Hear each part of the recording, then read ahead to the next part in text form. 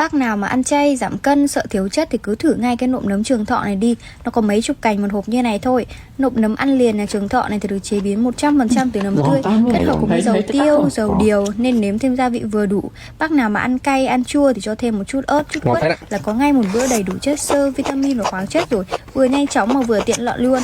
Bữa nào mà đi làm về mệt thì chỉ cần bát cơm trắng hoặc là mì gói là có ngay một bữa đầy đủ dinh dưỡng rồi. Cuối tuần mà mình rảnh thì lôi ra làm ăn nướng này, ăn cuốn, ăn cơm cuộn, ăn nhậu là hết nước chấm luôn. Nộm nấm này thì được chị Mai Ngọc bên VTV review, có đầy đủ kiểm định chất lượng rồi nên các bác cứ yên tâm mà sử dụng nhá. Mình cứ order một lần 5 gói đi, còn được tặng kèm thêm một gói về ăn dần nữa luôn. Ăn giết rồi mê luôn các bác ạ.